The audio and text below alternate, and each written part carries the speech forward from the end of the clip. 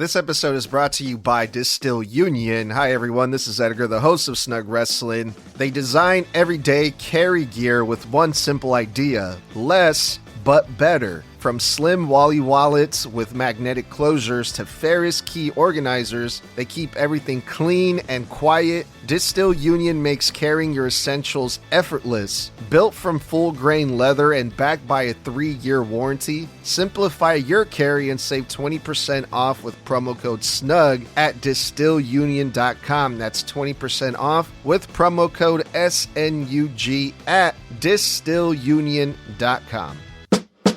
Hey, this is your Olympic hero, Kurt Angle, and you're listening to Snug Wrestling. Oh, it's true. It's damn true. Yeah, so welcome everybody. It's Thursday. My one-on-one with myself, Edgar. I'm the host, one of the hosts, and Mr. Bludd, the other host of the Snug Wrestling podcast, where we talk about crazy wrestling topics. And we got crazy topics for you again tonight. If you're new, welcome. Good to have you. Join us on the comments. Hey, if you have questions, and we will be reading comments live. And yeah, if you don't catch the shows live, you can always catch them on Apple Podcasts, Spotify, and YouTube. Be sure to follow us on there as well. A lot of crazy shit happened this week, Mr. Bludd. The first thing that I really want to talk about and hear what you think. Good old Chris Jericho swerved the saw. Yeah, I saw that. I was a little disappointed, but I'll let you set up.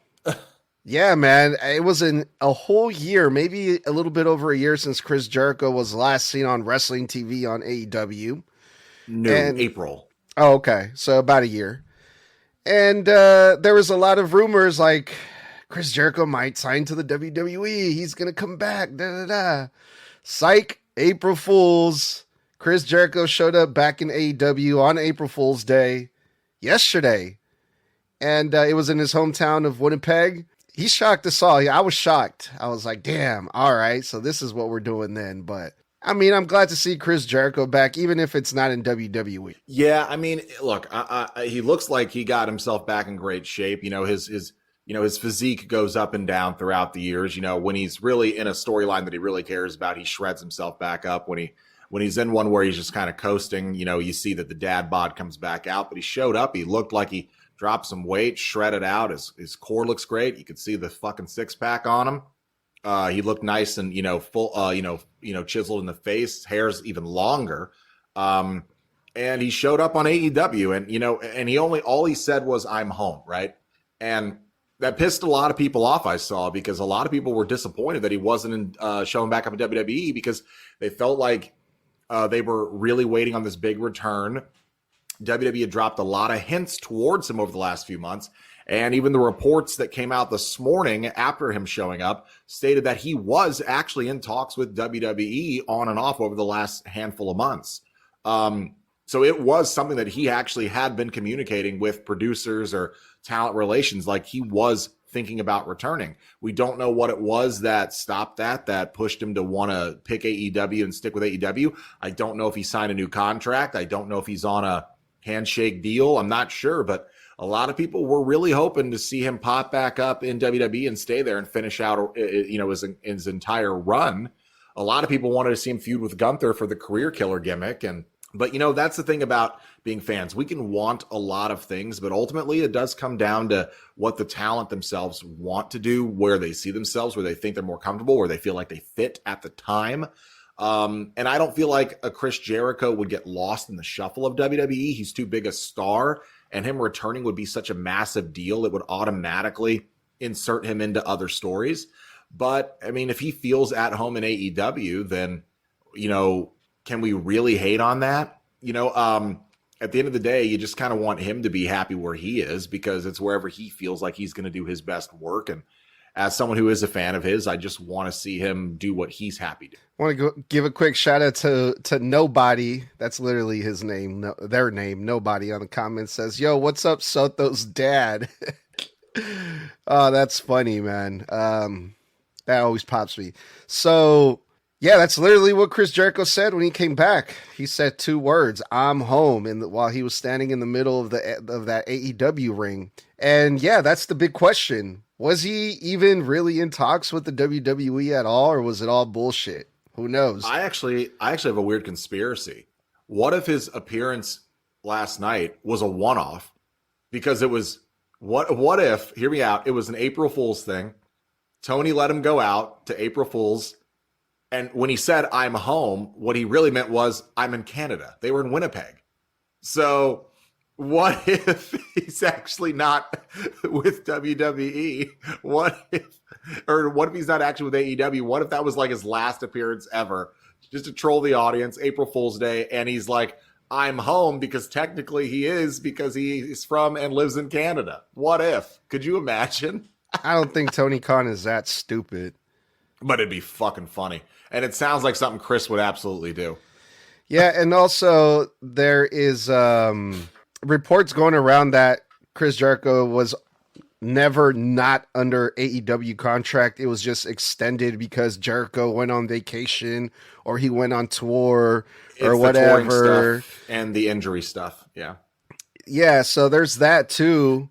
You know, there's also that huge possibility that Chris Jericho just re-signed with AEW. Maybe Tony Khan threw a bunch of money at him to stop him from going to WWE. There's that possibility. It's so confusing, right? Because, I mean, look, Tony's got deep pockets, but WWE's pockets are a hell of a lot deeper than Tony's. Because, yeah, you might be a billionaire. Yeah, you might own, a team here and you owe this other team, but you're not WWE, right?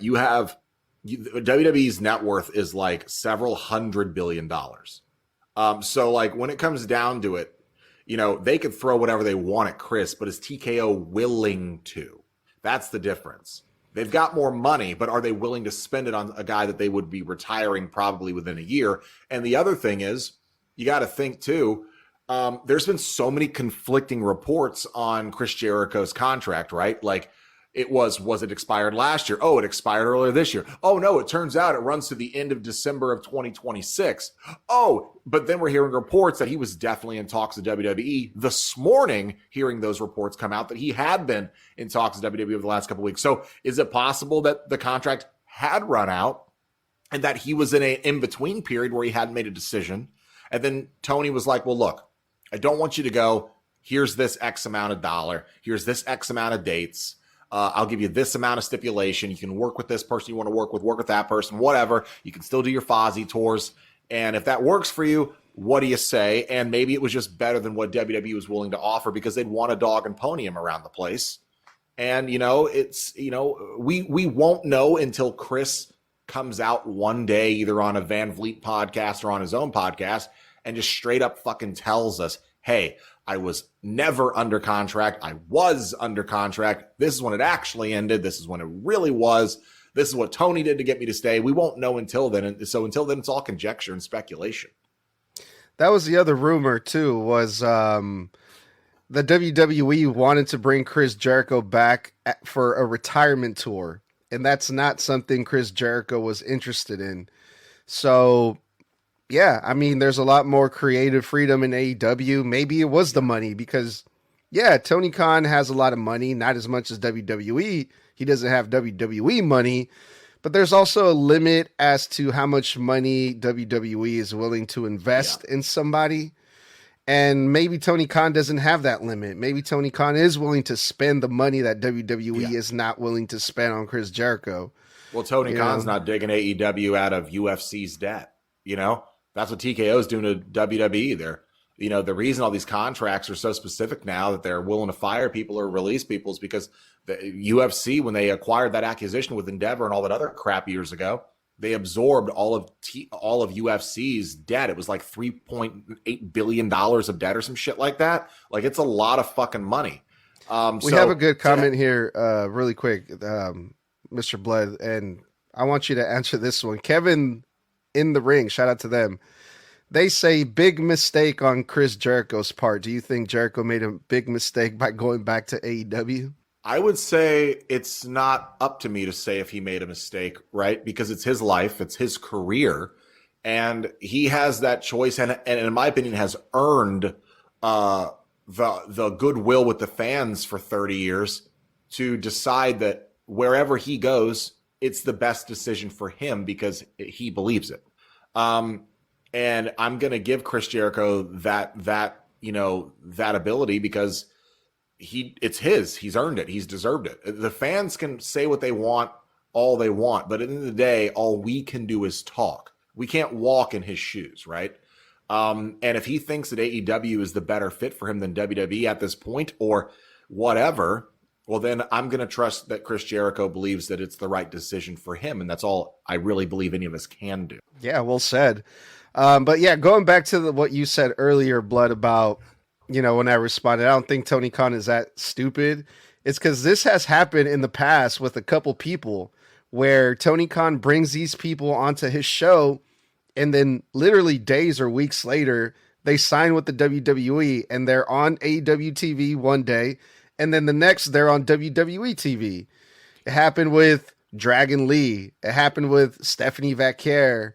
It happened with, I think those are the only two that I can think of. Well, a lot of times, though, with some of those people, they weren't even under contract with AEW. They weren't ever announced as have gone all elite. Those all elite announcements. A lot of these guys were on a couple week contracts for because they were popular on the indies and they were getting featured on AEW.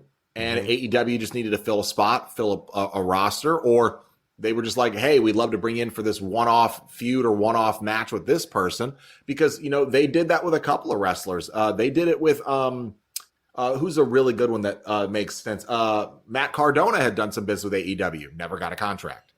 Now he's in WWE. It just happens sometimes. Yeah, but now I think they do make them sign some type of contract, maybe not long-term, but something that says, hey, if we're going to have you on our show for whatever reason, AEW, then they're like, there's some type of like disclosure there or something where it's like, you can't show up to WWE after a certain amount of time, I think is what they're doing now. I don't know all the details, but yeah. That's fair. I mean, if we're talking about back in the day with like the old Monday Night Wars, that was something they didn't have, because back then they didn't have guaranteed contracts. And the only people that had guarantees were a very few select top guys. In WWE, it was like Stone Cold, The Rock had guarantees. I think they were about it back then. And when it came down to it, if they had the ability to sit there and go, hey, if you're with us, but you're not allowed to show up on someone else's show, because way back then they didn't really have the 90-day non-compete clauses. It was like your contract's over, we're not renewing. If you're a champion, you have to put a deposit down on a title because that's what happened with Ric Flair. Remember, Ric Flair was a champion when his contract lapsed. They never gave him his money back for the deposit that he had to put down for holding the title, walking around with it. So he kept the championship, and it was a whole court case. You had famously, obviously, who was it? Was it Lex Luger, who was supposed to be with WWE one night, and randomly on that same night they're doing a Monday Night Raw, pops up on WCW when he just had a recorded segment in the same show on WWE. He's now popping up live on WCW Nitro. Yeah, that's what Kevin in the Ring said. Lex Luger too, precisely. Yeah, so I don't blame AEW for making that a contract thing. I mean, WWE. I mean, and how could you blame AEW? And I don't like AEW at all. But But as a WWE guy, it wouldn't be right for me to sit there and throw shade at AEW for making a contract like that when WWE's had 90-day non-competes for years. Yeah, and to be fair, the people were really happy to see Chris Jericho back, because when he left, it didn't seem like. In Winnipeg, the whole place exploded when Chris Jericho's music hit. His music hit, but then when he's in the ring, it wasn't the reception. He got a 10-minute standing ovation, and he said 2 words. I don't know, man. It felt like that was like, hey, you're a hometown guy, not, hey, we're happy to see you. Don't forget, a year ago, they were chanting, please retire. That's what I was going to say. When he left, they were hating Chris Jericho, but he's been gone for an entire year. And I mean, I'm pretty sure those same people that were booing him a year ago were pretty happy that he came back. It does help a lot that they brought him back in Winnipeg, but for the same reason they did that, because they wanted to make him like, hey, look who's finally back. I mean, they say absence makes the heart grow fonder. But, at the same time, like, Chris Jericho has a way of grading on the audience's patience. And he's had a lot of rebranding since he's been in AEW. He's flipped gimmicks 3 or 4 times. He always seems to be taking spotlight from the younger talent. That's a big complaint. He had go away heat with most of these people. And if you look online, the majority of the fans were like, he's done everything there is to do in AEW. Why is he still there? Go back to WWE. Like, the majority of fans online aren't happy that he's back with AEW. So, and there's more people online that are fans of AEW than there are in that arena. And so, it's his choice. It's his decision. We're just going to have to see what shakes up, what storylines he's in, and see if they have him work with anybody that's going to make him feel interesting again. MJF, Kevin in the ring. That's what I want to see. I mean, you brought back Chris Jericho after an entire year. I feel like with this type of return, this type of momentum, you should put Chris Jericho right away in the main event scene. Because it makes sense, like AEW has been, and we'll move on from AEW in a little bit, but I just want to add that AEW has been doing this thing where they're really highlighting their homegrown guys. I'm not saying homegrown. I'm not saying Kenny Omega is a homegrown, but they're original guys. Kenny Omega, Swerve Strickland, Hangman Adam Page, MJF, yeah. And I think Chris Jericho, I mean, he was there from the beginning, so he's one of AEW's originals. So it makes sense for Tony Khan to bring back Chris Jericho because, they're really doing it for the AEW hardcore sickos, right? So I think what's next for Chris Jericho, I think it has to be MJF or Kenny Omega. That's what I would like to see. But well, I guess we'll have to see what happens between MJF and Kenny Omega because they got their own feud going on too. So however long that takes to get, here's the thing though, AEW doesn't really keep feuds going for very long periods of time. Most of the time their feuds end after like a month and a half or 2. So it's not like WWE where they're long-term storytelling for a year. But it just comes down to, well, it's a wait and see. I think Jericho's at that stage where he should be putting the younger guys over. I think he's at that point in his career where he needs to start being a bit, not fully, but a bit more of a utility player to maybe change the minds of those fans who feel like he steals the spotlight from those younger talent. And he's getting the TV time that should be afforded to growing new stars.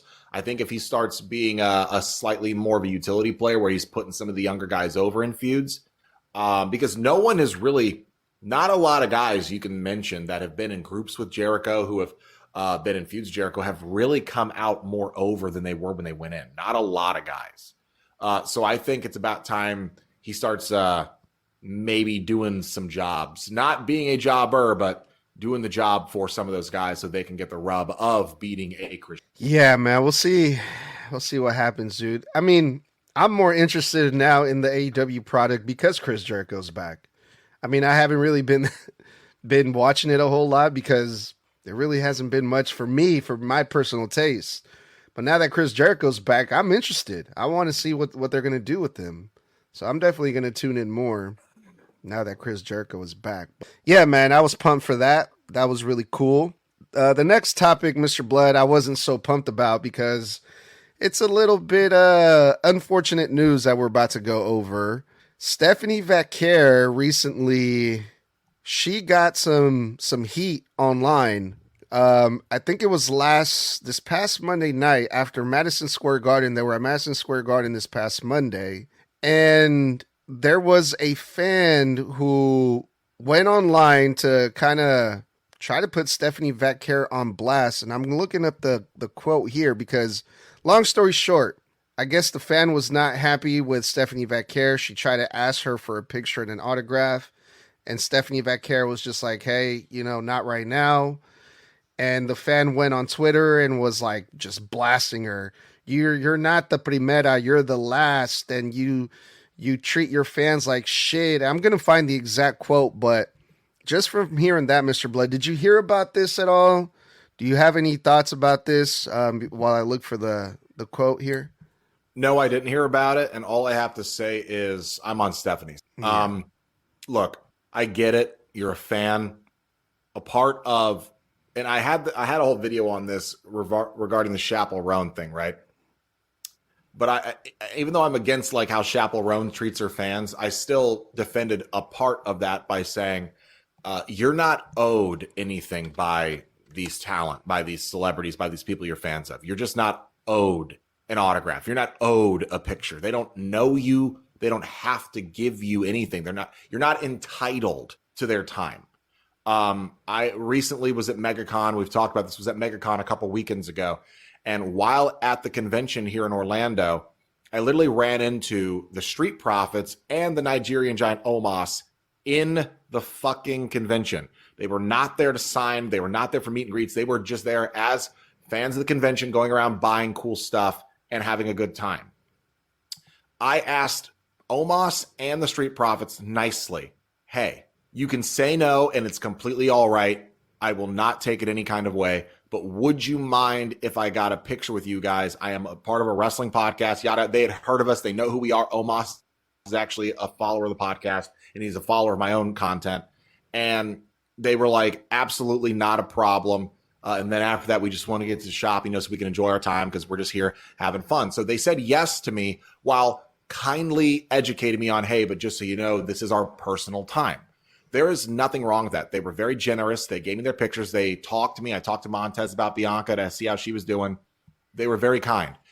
That is not the scenario for every time, because in a way, because I was kind enough to ask them as human beings and not like they were some shiny object for me, they responded kindly to me. But sometimes someone's not in the mood. Sometimes someone's just having a bad day, or they're in a hurry. Or maybe Stephanie just had to go take a piss. Like, you can't get mad and blast them online because they will not just carve out 5 seconds of their day for you. Maybe they don't have that 5 seconds to spare. You're not owed anything, okay? You don't deserve an autograph because you watch WWE. You didn't earn anything because you're a fan. These are human beings that are people that maybe just don't always have the time. These are people that are stocked at airports, for Christ's sake, stocked to their homes. If you ask freaking poor Mandy Rose and freaking Sonya Deville, people who stalked Asuka to her house, people who stalked Rhea to her through the airport. These people sometimes have a guard up because maybe just right now isn't the moment in time that they're willing to engage with the audience, and you need to fucking live with it and deal with it. As a fan, you need to have respect for these people that you apparently say you revere so much. Yeah, I also saw just recently, I know this has been an ongoing thing for a long time, unfortunately, but recently, just today, I saw a video of fans following Obafemi to his Uber, and Obafemi was just like not having it, obviously, because what the fuck. Yeah, it's creepy, bro. I don't know who you are. You could jump me. You could try to steal my wallet. You could try to stab me. Yeah, and also, I don't know you. And also on live TV, when Liv Morgan was walking down the ramp, making her way to the ring, some dude that was like, ringside right there where the ramp. Yeah, grabbed her hand and tried to hold on to her. Yeah, like. He did it to Roman later in the night. The same guy did it to Roman when Roman came out. Fucking crazy. Like guys, it's not that these are people, but like in that scenario where you're a fan, that's a woman. Okay, you're a grown man. You don't fucking yank a grown woman's arm like that when she's walking down the ring and try to hold on to her. Are you forgetting, dude? She just had that fucking shoulder repaired. And you're pulling on her arm where her arm is like starting to hyperextend backwards. She keeps trying to walk. And then you try to tighten your hand around her wrist, bro. What are you doing? You don't know her. So I found the exact quote from the fan who tweeted this out, where Stephanie Vaquer responded. This fan, I don't have their name because they deleted the tweet, but I was able to find it. And the fan said, I'm going to read the quote from the fan, and then I'm going to read Stephanie Vaquer's response. No, first I'm going to read the fan's quote and then tell me what you think, and then I'll read Stephanie's response. So the fan said, "Thank you for stopping for your fans. You're the fakest ever. You're not the primera. You're the last." Primera means first for, the non-Spanish speakers. "I just asked you for a photo and an autograph. All the rest of the female wrestlers did it with no problem except you. You was the mean one of all. Check out of my list," is what the fan posted on Twitter. Yeah, whoever this fan is, get over yourself. People are allowed to say no to you. I don't know if you know how the world works, I don't care if you're a celebrity. Celebrities don't owe you shit. They don't have to bend to your will. If she said no to you, a couple of things could be. She's having a bad day. Maybe she's on her way to the restroom and she's in a hurry because she's been holding it for a long time. Maybe she has to go to a meeting, a talent meeting, and she can't just stand there with you. Maybe she's trying to get her Uber and it's going to leave if she doesn't get there within 30 seconds. Maybe she's got to check into a hotel. Maybe she's got to make the next town. Maybe there's a family emergency. She's got to get to her phone. You don't know what's going on with her personally, so don't act like you're entitled to her time. That's what I got to say to that. Yeah, shout out to Edward Fierro. Says, how fucking dare he? Yeah, no one touches La Live, let alone the tribal chief. Shout out to LC Castani, who says, it's simple. We as fans need to be better. We need to be more respectful. And shout out to Mo Studio Arts, who's the #1 commenter in this live. Thank you so much for spamming that like button, the double tapping the screen and sharing this so more people can join in on the conversation. He says, y'all remember when the fan tackled Seth on the entrance ramp? Yeah, I do. And that's because someone catfished him, pretending to be Seth, and then literally freaking jumps him, and it was a whole horrible situation. And Seth was such a consummate guy, he didn't even sue the guy and dropped all the charges because he thought maybe the guy just needed some help, mental help. Again, guys, these are human beings. They might be on TV, but they don't owe you anything. They are people too. So then Stephanie Vaquer saw this somehow. It got to her, and Stephanie Vaquer responded. And she retweeted, she replied to that comment, said, I always stop and I'm very kind to my fans. Yesterday was my birthday and I was honestly having a really bad day. Even so, I politely asked for understanding and many people respected that. But you followed me for a long time saying hurtful things and making me feel uncomfortable. I told you multiple times and you kept following me and recording, and now you're posting this on social media. It's sad to see people like you call themselves fans. 100% on Stephanie's side. Like I said, there's always another side of the story. Didn't I say one of the reasons she might not have been in the mood is she was either in a hurry or having a bad day? Well, she said right there she was having a bad day. And guess what, guys? You don't get to then incite any kind of entitlement when you start stalking someone, asking you to politely leave them alone. Whoever you are, go fuck yourself. Yeah, I thought that was fucking insane, man. Yeah, man, everything that's been happening, with the fans or whatever. Yeah, man, like you said, these are all people, like sometimes just a simple hello is enough. Hey, what's up? Hey, and you know what? When you make the clips, I want you to clip that entire thing you just read to me, Stephanie's response, and then I want you to clip everything after, because I'm hoping that it tracks so that asshole sees this video if it does it well enough to get the fucking message that none of the fans are on your side that are actual fucking fans, and you need to behave better and treat people better. You don't get to follow someone out to their car, recording them without their permission, and then call them names and be horrible to her. It was her birthday, you jackass. Like, what the fuck is wrong with you? She deserves better than that. Yeah, that was wild, man. But not as wild as the next thing we're going to go over, Bludd. Now, this is a viral video that I think everyone in the pro wrestling space has seen. Apparently, there was I wish I can play the videos here on TikTok Live, but I haven't figured that out yet. But I'll get it down one day. But there was a independent show where the story goes that allegedly this fan, I say allegedly because I don't really know, I haven't seen it, but the clip shows a bunch of indie wrestlers beating up one individual guy, one person. And this was like 10 motherfuckers, at least 10 people, all punching on the same one guy. Now the story goes that this guy tried to poke one of the wrestlers, and I say the word poke as in like, because I can't say the actual word. Oh, you mean metal poke? Yes, sharp metal poke. Okay. Yes, one of the wrestlers. Why, we don't know. That we haven't received the full story or the context. But the video just shows all these independent wrestlers just beating up this guy, and the crazy thing about it, it's like it's 10 guys swinging on him. The guy doesn't go down. The guy is still is able to walk out and leave the place after allegedly trying to poke one of the wrestlers. Did you see this video, Bludd? I did not, but guess what? If it's true, good on those wrestlers for backing up the boys. As a former wrestler myself, I'd have been on that jump squad too. Damn, You know, man. look, this ain't the freaking 80s, bro. This is not the 80s. You can't be, trying to shiv the freaking performers anymore. You shouldn't have been doing it, period. But like, I mean, good on those guys. Like, I hope that dude got the sense knocked into him. You're on your phone right now, huh? I am. I was gonna say I'm gonna send it to you. But I hope that guy got the shit knocked into him, because I don't know where you get off in 2026 treating this like this is the 70s and 80s Southern territories. You're so pissed off at got any of the heels at the time that you're gonna try to freaking take them out. Like, you're not Haku, bro. You're not like back to. I don't know what your problem is.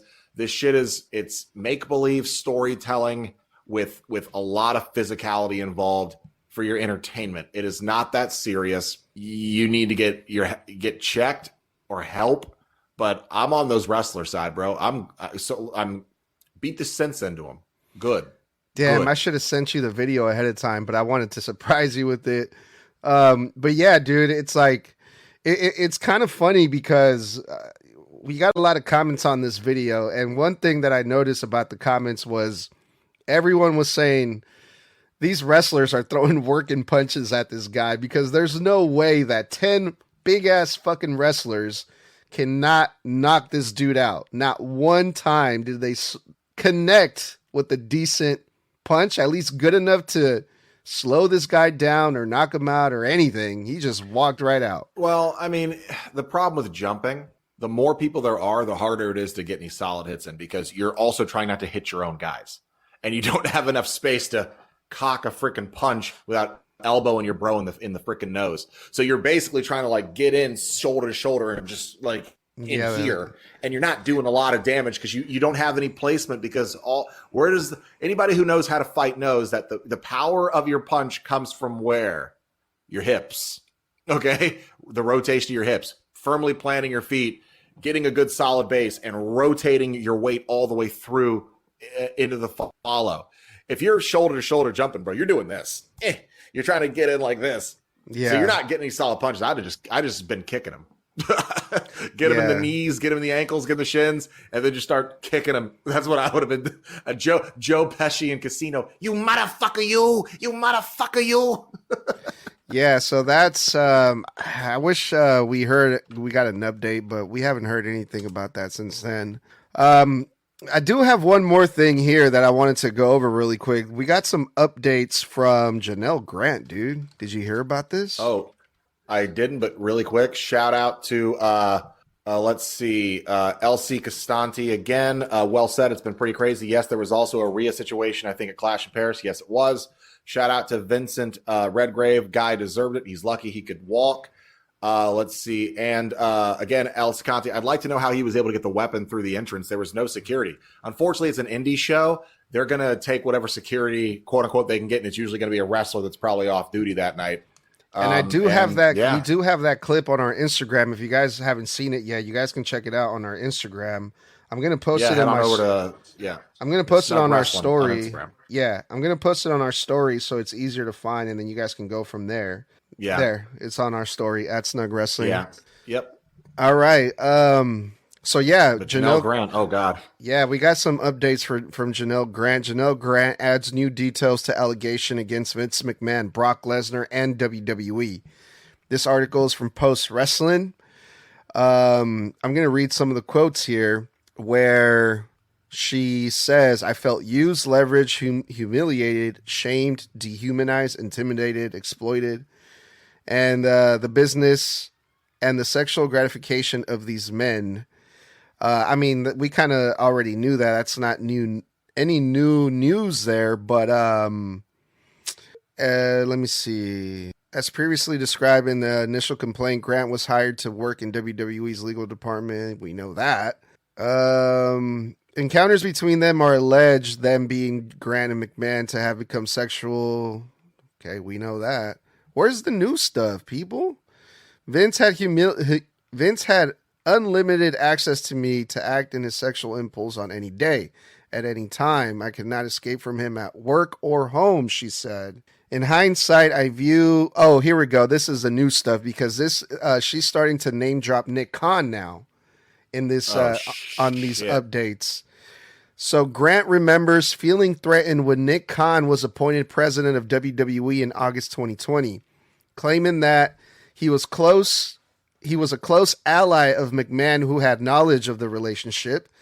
In hindsight, I view Nick's arrival as the moment that my life changed for the worse, Grant writes.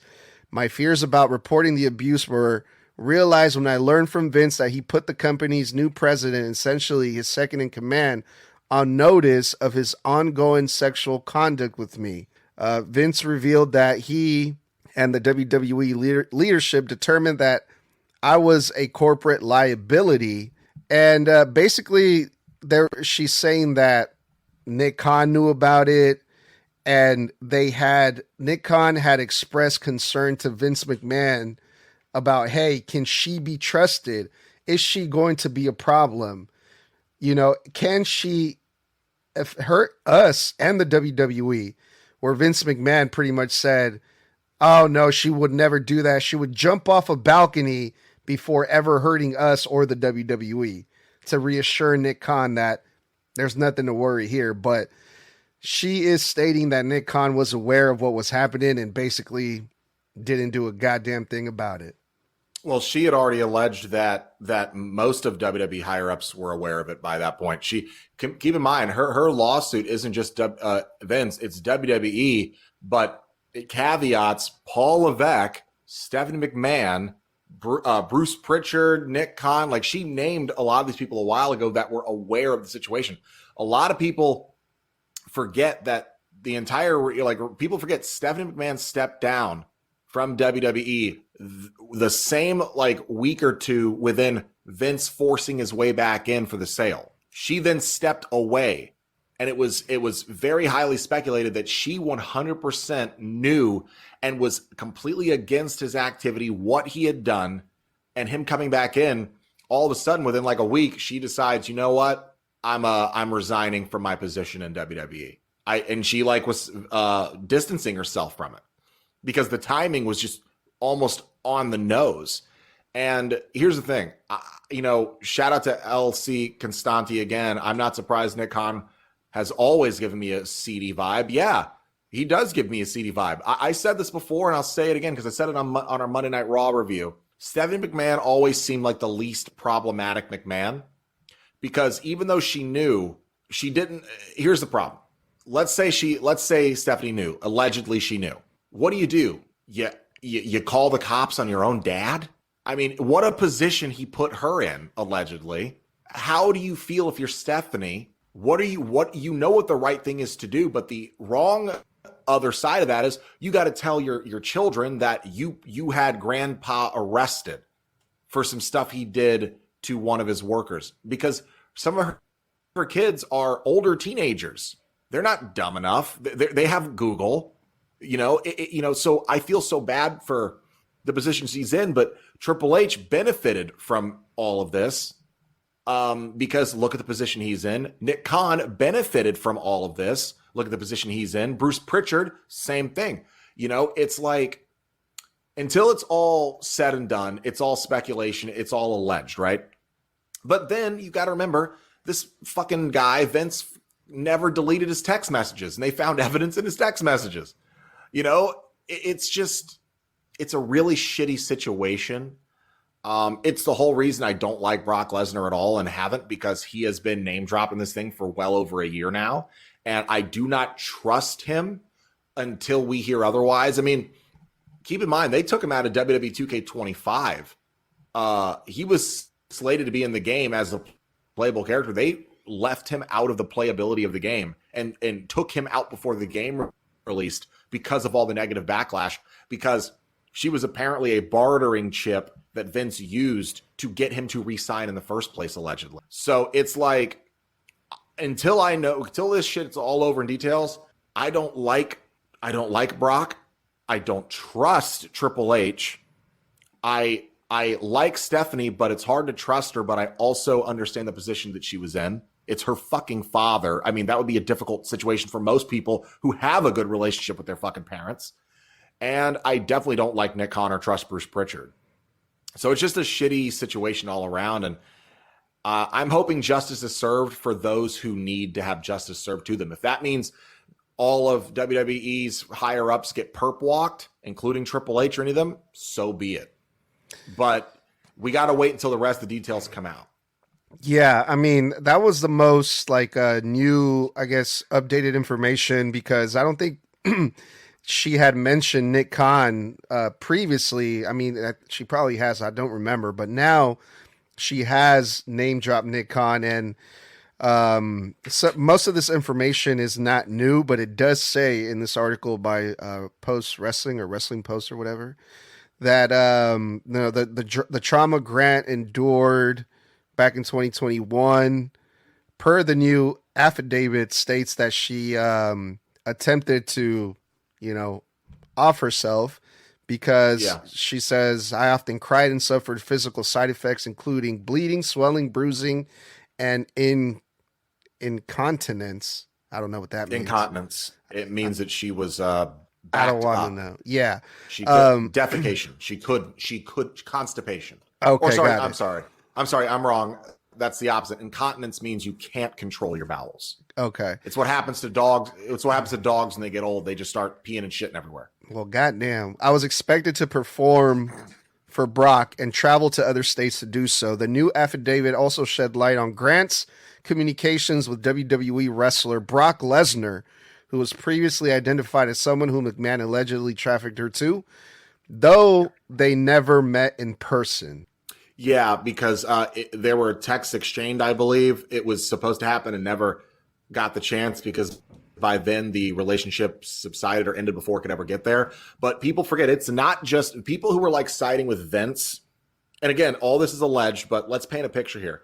All these people who side with Vince forget one very important detail about all this. John Laurinaitis, who was apparently Vince's right-hand man in all of this, because it wasn't just Vince doing stuff allegedly to her. She alleged that Johnny Ace himself was literally helping Vince pass her back and forth. They were both tag team, quote unquote, let's say, her, using her back and forth like fucking used tissue paper. They both did stuff to her. They both trafficked her. And let's not forget, John Laurinaitis, the moment the FBI and everybody started investigating this, switched side and turned witness against Vince. He's now testifying against Vince when this shit all goes to trial. To save his own ass, yeah. To save his ass. He was one of Vince's best friends. He would not do that if there wasn't validity to this shit. So even though I'm saying it's alleged, that guy does not flip like that after being Vince's right-hand man for almost 20 years, okay? Yeah. Unless there's some fucking smoke to this fire, you feel me? Yeah, dude. We have the full, so about a month ago, Janelle Grant went public. She did like a 10, 15-minute speech, and I have the... Yeah, I covered it. Yeah, we have the whole speech on our YouTube channel. If you want, if you haven't heard it yet, you can go watch it and listen to it on our YouTube channel at Snug Wrestling.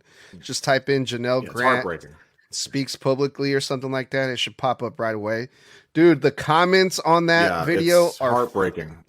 Are fucking insane, dude. Some people are really trying to defend Vince McMahon and all of this. Like, it's crazy. I know, and it makes me sick to my stomach because there's evidence. There's a lot of evidence that directly implicates him or looks bad for him. Like, he didn't delete his texts.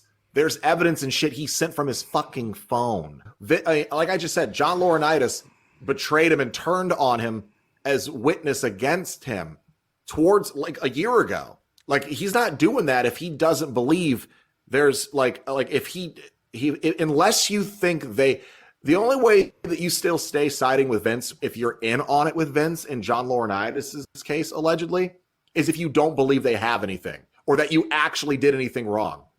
You only flip if you go, oh shit, we did shit wrong. Like this is one of his best friends we're talking about, you know? But some of those comments are just disgusting on that video. Some of those comments are disgusting. Yeah, it's crazy. But yeah, man, that's the latest update when it comes to the Vince McMahon Janelle Grant lawsuit or whatever you want to call it. I mean, not a whole lot of new stuff, but just that involving Nick Khan there was, I think, like the only newest update. But yeah, we'll keep a close eye on this whole thing and see what happens next. But all right, I think we're good, Mr. Bludd. I think we're gonna cut it off a little bit earlier. I know you got stuff to do, so we're gonna call it here. So let's get out of here, bro. All right. Thank you guys for kicking with us as always. I am Mr. Bludd, and that is the head and founder of Snug Wrestling, Edgar. We are your hosts for this Thursday night's one-on-one on TikTok Live. If you love hanging out with us, you can do it every Monday, Wednesday, and Friday after Raw, NXT, and SmackDown all go off the air respectively for live post-show reviews. On TikTok, we are here every Thursday, 9 p.m. Eastern, 6 p.m. Pacific. Just in case you ever want to hang out with us for an hour while we discuss random or relevant wrestling topics and answer your fan questions live and do shout outs and all that good stuff. Of course, if you miss any of our shows live, you can always catch them on our YouTube, Instagram, Facebook for whatever's leftover posts. They will always stay up there. And of course, follow us on Apple and Spotify for our entire 3 years long list of episodes. We don't just cover WWE. We also cover AAA, sometimes TNA, sometimes AEW, but there's reaction clips to follow. I mean, there's so much content. So head on over if you love wrestling content. And I'm not going to say who it is now, but we are kind of in talks to have a special guest, hopefully, for the podcast. It isn't set in stone. We're working on talking with this person's people. And all I can say is that this person is one of a kind. So other than that, guys, until next time, stay safe, stay savage, and stay.